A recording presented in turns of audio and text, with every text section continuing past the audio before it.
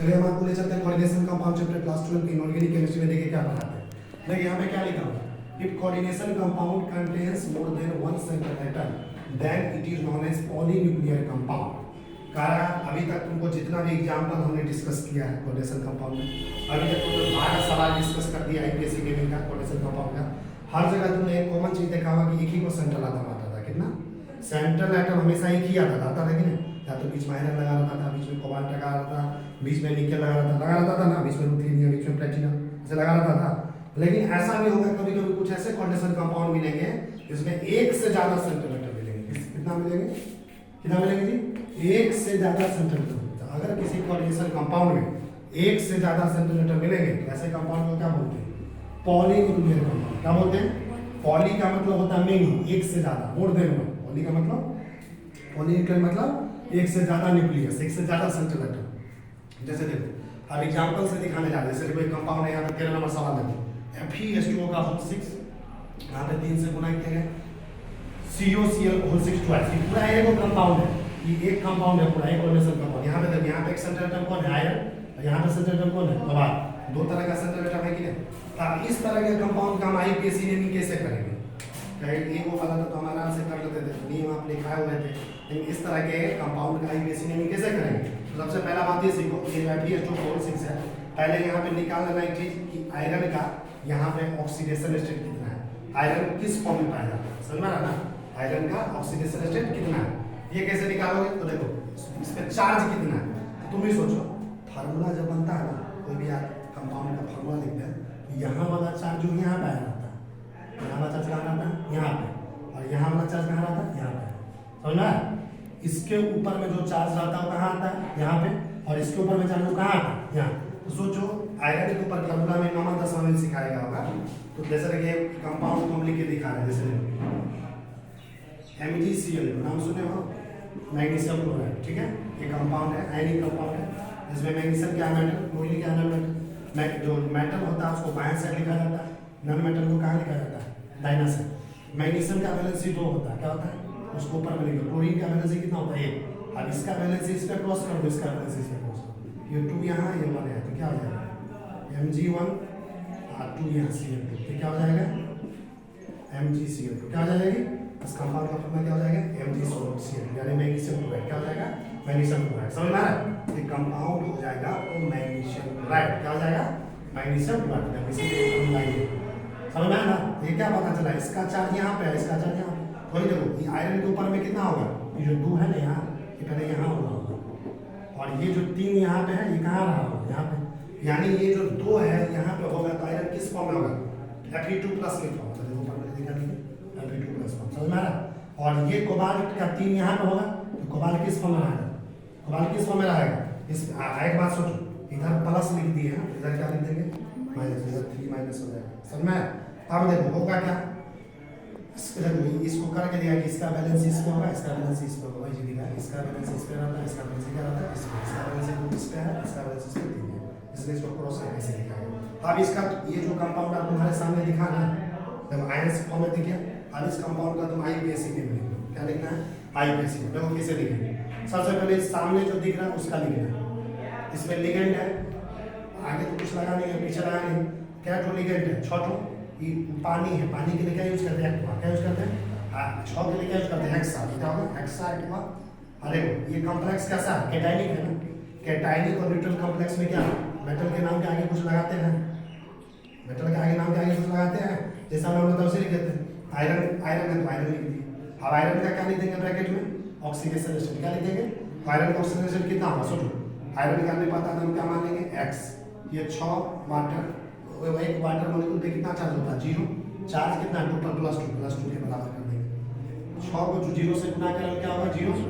x square क्या होगा, यानी आयरन का ऑक्सीडेशन स्टेट क्या होगा, +2 पर ऊपर में कैसे लिखेंगे, 2। समझ में?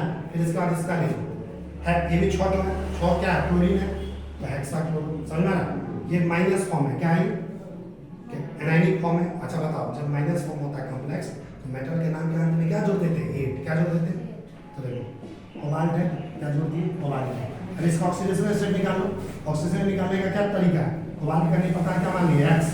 6 क्लोरीन है, क्लोरीन पे कैसा चार्ज होता है, -1। चार्ज के बराबर कर दो, चार्ज कितना है -3। तो देखो x plus minus minus x minus 6 equal to -3। अब देखो -6 को उधर भेजो, -3 प्लस 6 प्लस माइनस माइनस 6 में से क्या होगा +3, कितना आ गया यानी कितना आ गया, समझ में आ गया ना। तो इस तरह के दो सेंटीमीटर वाला जो कंपाउंड आएगा उसका इसी में निकाल सकते हैं। देखो 14 नंबर क्वेश्चन, CuNS3 का होल 6 CrCl का होल 6। यहाँ भी देखो, यहाँ भी 1 सेंटीमीटर कोबाल्ट है और यहाँ पे 1 सेंटीमीटर क्या है क्रोमियम है। दो तरह का सेंटीमीटर है, एक है यहाँ पे कोबाल्ट और दूसरा कौन है क्रोमियम।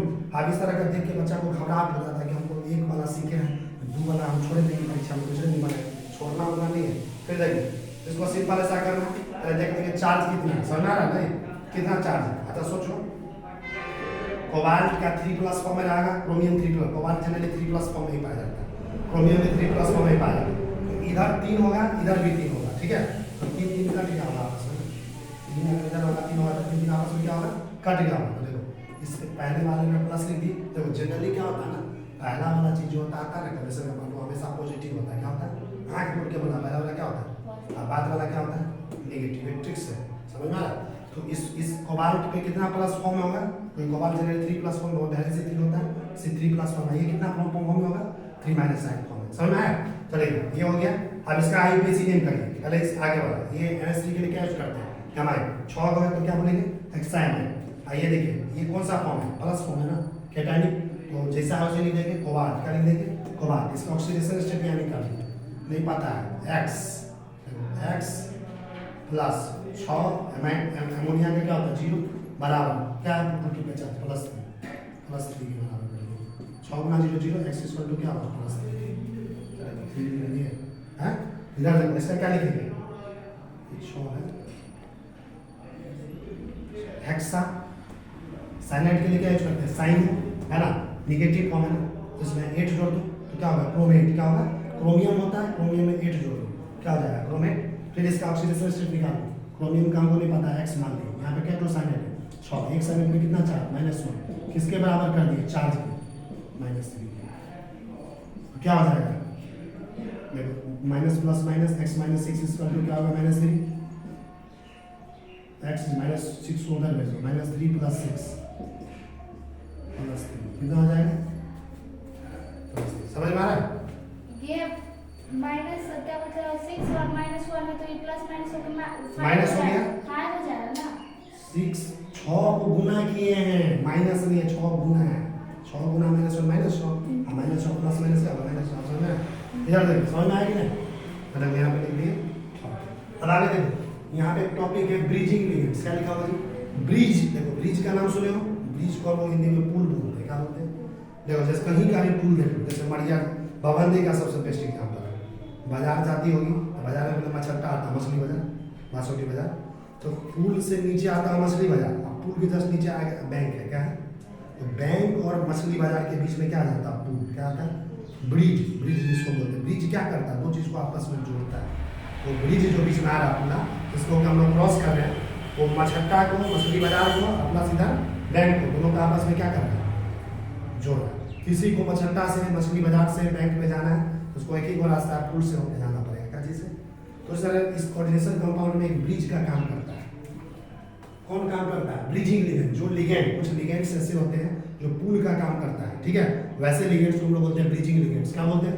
तो देखो क्या लिखा है, these ligands those ligands which are connected with 2 centimeters at a time, ऐसा ligands those ligands which are connected with 2 centimeters at a time, ऐसा लिगेंड जो एक समय में कितने सेंटीमीटर से जुड़ा हो, 2 से कितना। कुछ लिगेंड्स ऐसे होते हैं जो एक है, अभी हम जितना एग्जांपल लिखा है कोई भी लिगेंड देखो 21 सेंटीमीटर से जुड़ा, ये लिगेंड 20 सेंटीमीटर से जुड़ा, लेकिन कुछ लिगेंड होते हैं जो एक बार में कितना सेंटीमीटर से जुड़ा रहता है, एक बार में 2 कितना, पुल का काम होता है ना, एक बार में 2 चीज को जोड़ता है, ठीक है। तो ऐसा लिगेंड्स दो ligands which are connected with 2 centimetre, ऐसा लिगेंड जो 2 सेंटीमीटर से एक समय में कनेक्टेड हो, तो ऐसे लिगेंड को क्या बोलते हैं ब्रिजिंग लिगेंड, क्या बोलते हैं जी, क्या बोलते हैं ब्रिजिंग लिगेंड, क्या बोलते हैं ब्रिजिंग लिगेंड्स। देखो 15 नंबर क्वेश्चन देखो, जैसे कोऑर्डिनेशन कंपाउंड EN का whole twice Fe NH2OH Fe EN का होल ट्वाइस, बाहर में क्या लिखा है SO4 का होल ट्वाइस। यहाँ पे गौर से देखो, ये लिगेंड देख रहे हो NH2, ये लिगेंड देख रहे हो NH2, देखो NH2 लिगेंड इस आयरन से भी कनेक्टेड है और इस आयरन से भी कनेक्टेड है, ठीक है। OH देख रहे हो, इस आयरन से भी कनेक्टेड है, OH इस आयरन से भी कनेक्टेड है, समझ में आया ना? इधर अलग लिगेंड एलियन का होल ट्वाइस, इधर अलग लिगेंड एलियन का भी बाहर का चीज। तो ये जो बीच वाला चीज है सब क्या कहलाता है? Bridging ligand. क्या कहलाता है? एक बार में दो को सेंट्रल मेटल से जुड़ा हुआ है। ये भी लिगेंड है, ये भी लिगेंड। इस लिगेंड को ब्रिजिंग नहीं बोलेंगे, इसको बोलेंगे ब्रिजिंग। NH2 को OH को, NH2 इससे भी काटे इससे भी, OH इससे भी काटे इससे भी। समझ में आया? और इस तरह के कंपाउंड का ब्रिजिंग लिगेंड जहाँ पे आ जाए, देखो कभी देख के पता चलता है ब्रिजिंग लिगेंड वाला केस है। तो ब्रिजिंग लिगेंड वाला केस भी अगर परीक्षा में पूछे क्वेश्चन क्या IUPAC ने लिख के दिखाओ, तो कैसे लिखोगे? वैसे देखो, सबसे पहली बात देखो कैसे लिखेंगे उसको हम सिखा रहे हैं। ये EN को क्या बोलते हैं? Ethylene diamine. क्या बोलते हैं? EN का पुराना होता है ना, क्या ठो EN है? दो। इथाइलिन डाइमिन में पहले से डाई लगा हुआ है। इथाइलिन डाइमिन लिगेंड में पहले से क्या लगा हुआ है? डाई। तो यहाँ पे दो के लिए क्या यूज करेंगे? 20। क्या करेंगे? 3,30, 4 टेट्राकीस। तो यहाँ पे क्या लिखेंगे? 20। देखो दो के लिए क्या लिखेंगे? 20। ब्रैकेट में क्या लिखेंगे? Ethylene diamine. समझ में आएगा? अब आगे देखो, एक आयरन यहाँ है, एक आयरन यहाँ है। क्या ठो आयरन है? 2। तो क्या लिख दी? Di iron. अब आयरन का ऑक्सीडेशन स्टेट कितना है? कैसे निकालोगे? तुम ही सोचो, आयरन का ऑक्सीडेशन स्टेट निकालना है ना, तो आसान भाषा, आसान चीज है आयरन का ऑक्सीडेशन स्टेट निकालना। EN पे कितना चार्ज होता है? EN पे चार्ज कितना होता है बता? EN पे 0 चार्ज होता है। कितना? तो 2 गुना 0 क्या हो जाएगा? प्लस आयरन का निकालना है। क्या ठो आयरन है? तो 2x मान ली, ठीक है। NH2 का भी क्या होगा? 0 होगा।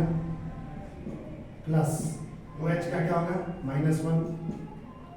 EN का क्या होगा? ये 2 होगा 0। SO4 का क्या होगा? -2। क्या होगा? एक SO4 का -2 होता है, तो 2 गुना कितना होगा? -4। इसको 0 के बराबर कर दो। 2 गुना 0 0, ये 2x।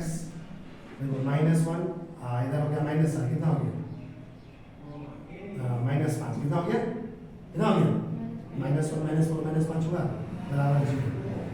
इस -5 को उधर देखो क्या हो गया? +5। समझ में आ गया ना? आप देखो, और इसको जो है 2x - 5 या इसको ऐसे सोचते हैं,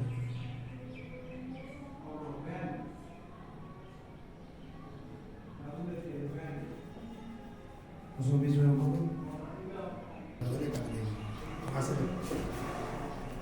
देखो इधर देखो, EN देख रहे हो? EN को खोल के कॉपी में देख लेना, स्टार्ट करो। EN पे चार्ज होता है 0। क्या ठो EN है? 2 गुना 0 प्लस आयरन का निकालना है ना, आयरन को क्या मानेंगे? x। यहाँ पे 2 आयरन क्या मानेंगे? तो एक x कितना होगा? 2x। क्या हो जाएगा? प्लस NH2 पे चार्ज कितना होता है? ये देखो NH2 पे चार्ज होता है -1। क्या होता है? OH पे क्या चार्ज होता है? -1। क्या होता है? -1 प्लस इधर देखो EN का फिर क्या होता है? 2 है, एक EN पे 0 होता है।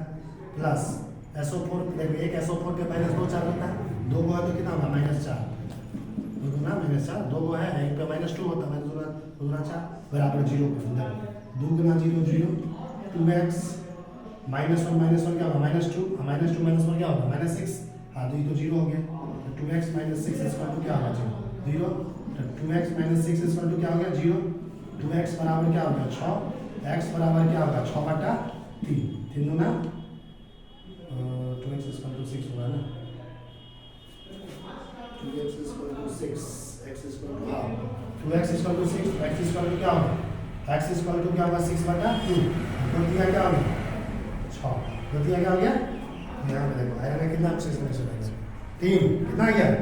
पास 3 आया। तो इसको रोमन में देखो 3। देखो कैसे लिखे फिर आयरन कैसे? देखो इसके लिए क्या लिखे? 2 ठो है, 20 इथाइलिन डाइमिन। 2 ठो आयरन है, क्या लिखे? Di iron. आयरन का ऑक्सीजन कितना निकाल दिए? +3। फिर देखो उसके बाद क्या लिखे? म्यू। क्या लिखे? ये जो होता है NH2 का नाम होता है एमाइड। क्या नाम होता है? NH2 के लिए क्या यूज करते हैं? NH2 का नाम थोड़ी कॉपी में देखना, इसके लिए क्या यूज करते हैं? एमाइड। क्या होता है? तो ये लिखे म्यू डैश एमाइड। फिर इस OH को लिखे, OH के लिए क्या नाम होता है? हाइड्रोक्साइड। फिर एक बार म्यू लिखेंगे, बीच में जो ब्रिजिंग लिगेंड आता है ना, ब्रिजिंग लिगेंड के लिए क्या यूज करते हैं? म्यू। क्या यूज करते हैं? तो यहाँ पे डैश म्यू। इस OH के लिए क्या यूज करेंगे? हाइड्रोक्सो। क्या यूज करेंगे? म्यू। OH के लिए क्या यूज करेंगे? हाइड्रोक्सो। तो लास्ट में SO4 के लिए क्या यूज करेंगे? सल्फेट। क्या यूज करेंगे? सल्फेट। चलिए देखो बोर्ड में ध्यान दीजिए, लास्ट क्वेश्चन IUPAC ने क्या देंगे? फिर से ब्रिजिंग लिगेंड का क्वेश्चन दिया होगा, कैसे पहचानोगे? ये क्वेश्चन ब्रिजिंग लिगेंड का। देखो यहाँ पे H2O कितना बार लिखा है? 4 बार। यहाँ पे देखो CO, यहाँ पे NO2 OH CO H2O का ओवर SO4। देखो ये लिगेंड है कि नहीं? मतलब ये भी क्या है, लिगेंड है कि नहीं, ये बाहर है तो लिगेंड नहीं है ना, ये भी लिगेंड है, ये भी लिगेंड है, लेकिन ये दोनों लिगेंड कुछ अलग स्पेशल तरह का क्या, देखो ई लिगेंड CO से जुड़ा है, यहाँ भी CO से जुड़ा है, 2 सेंटीमीटर से जुड़ा है, ये OH भी CO से जुड़ा है, CO से जुड़ा है, ये कैसा लिगेंड होता है, ब्रिजिंग लिगेंड। क्या कहता था, कोई लिगेंड अगर एक बार में 2 सेंटीमीटर से एक साथ जुड़ा रहता है एक समय में, वैसे लिगेंड को क्या बोलते हैं, ब्रिजिंग लिगेंड। क्या बोलते हैं, ब्रिजिंग लिगेंड। समझ में आ रहा है? जैसे देखो इसका नाम कैसे करेंगे, देखो क्या तो 5 क्वार्टर है, 4 को क्या बोलेंगे, टेट्राहेड्रल। क्या बोलेंगे, इसके लिए क्या यूज करेंगे, CO के लिए कोबाल्ट। अब कोबाल्ट का फिर ऑक्सीडेशन स्टेट निकालना, ऑक्सीडेशन स्टेट निकालने सिखा देते हैं। देखो 4 पानी पे क्या चार्ज होता है, 0। क्या होता है, 0 प्लस कोबाल्ट का x, तो दोनों कोबाल्ट का मानेंगे 2x प्लस NO2 का क्या होता है, NO2 का 1 -1 होता है, OH माइनस में कितना होता है, 1 माइनस होता है, प्लस पानी 4 को तो क्या मान लिए 0 प्लस 1 S/O4 पे 2 माइनस, 2 को तो क्या होगा 4 माइनस, किसके बराबर 0। देखो 0 खत्म, ये 2x -1 -1 -2 -4 -6 इसका तो क्या होगा 0, तो 2x equal to 6, x equal to 6/2 dH। Oxidation लेना आ गया प्लस रोमन में कैसे लिखेंगे, ठीक है, इतना लिख दिए। अब इसके बाद देखो ये जो है लिगेंड है, ब्रिजिंग लिगेंड है, ब्रिजिंग दोनों लिगेंड को लिखने से पहले म्यू लिखेंगे। क्या लिखेंगे, मतलब यहाँ पे म्यू डैश लिखेंगे, फिर म्यू प्री डैश। इस एनोड का नाम है ना नाइट्रो, और इसका नाम हाइड्रोक्सो। तब ABCD में पहले कौन आता है, नाइट्रो के हाइड्रोक्सो, तो देखो म्यू हाइड्रोक्सो, ये भी याद रखना। फिर इसके लिए अलग से म्यू डालेंगे, डैश म्यू, इसका नाम क्या है, नाइट्रो प्री डैश, फिर टेट्रो पानी, चारों टेट्राएक्वा, फिर टेट्राएक्वा लिखे। और इस कोबाल्ट, इसके लिए क्या लिखेंगे, इस सेंटर में मतलब अभी नाम लिखेंगे ना, इसका भी क्या लिखेंगे, कोबाल्ट। क्या लिखेंगे, कोबाल्ट। और किस ऑक्सीडेशन एटम में +3, और लास्ट वाला आइसोटोप के लिए क्या लिखेंगे, सल्फेट। समझ में आया? इस तरीके से तुम इसका IPAC नेमिंग कर सकते हो। समझ में आया? इससे पहले भी एक और, इसको एक और तरीके से IPAC नेमिंग करेंगे, तो वो कैसे करो, दूसरा तरीका और करके लिखे हो। देखो क्या जो पानी है, 4 को पानी है, 4 को पानी है, क्या जो पानी हो 8 को, क्या तो डायरेक्टली 8 के लिए क्या यूज करते हैं, ऑक्ट। क्या यूज करते हैं, 1 से ज्यादा तो ऑक्टा, ऑक्टा एक हुआ, डायरेक्टली लिया ऑक्टा हुआ, इसके लिए हो गया, इसके लिए हो गया। इस तरीके से इसको नहीं करें। क्या ठो कोबाल्ट है, 1 ठो 2 ठो, तो क्या लिखेंगे, डाई कोबाल्ट। क्या लिखेंगे, इसका ऑक्सीडेशन क्या है 3, और इसके लिए क्या लिखेंगे, म्यू हाइड्रोक्सो म्यू नाइट्रो, और लास्ट में क्या लिखेंगे, सल्फेट। तो ये भी IPAC ने नहीं सीखा, दोनों तरीके से आप लिख सकते हैं। समझ रहा, चाहे इस तरीके से लिखें या इस तरीके से लिखें, दोनों तरीके से आप लिखेंगे, परीक्षा में दोनों तरीके से सही होगा। समझ में, ठीक है। अब इधर देखिए, अगला टॉपिक हमारा Werner's coordination theory. IPAC naming का कांसेप्ट आपका कोऑर्डिनेशन का आपका खत्म हो गया। इसमें किसी भी तरह का परीक्षा में क्वेश्चन आएगा, अब आपका छूटा नहीं। एक बार कॉपी जो नोट्स कॉपी होंगे, जितने भी क्वेश्चन आपको प्रैक्टिस कर दिए, प्रैक्टिस करना है, उसको अगर आप घर पे जाके बढ़िया से प्रैक्टिस कर लीजिएगा, परीक्षा के एक भी क्वेश्चन आपको इस कोऑर्डिनेशन कंपाउंड का IPAC नेमिंग का पूरा 100% लेने के साथ छूटेगा ही नहीं। कोई भी लेवल का हो, चाहे हल्का हो या भारी हो, कोई भी सवाल हो, उसको आप प्रैक्टिस कर लीजिए। अब IPAC नेमिंग के बाद अगला कंसेप्ट क्या है, वर्नर्स कोऑर्डिनेशन थ्योरी। कौन सा कंसेप्ट है, वर्नर्स कोऑर्डिनेशन थ्योरी। ये वर्नर्स कोऑर्डिनेशन थ्योरी क्या है, इसको हम आपको नेक्स्ट क्लास में डिस्कस करेंगे। तो हमारा फॉर्मेशन कंपाउंड का आज का वीडियो लेक्चर कैसा लगा, वीडियो अच्छा लगा तो उसको लाइक कीजिए, लोगों को भी शेयर कीजिए। अगर आप इस YouTube चैनल पर नए हैं तो उसको सब्सक्राइब कीजिए। तो फिर से मिलेंगे नया वीडियो लेक्चर लेके, तब तक के लिए जय हिंद, जय बिहार।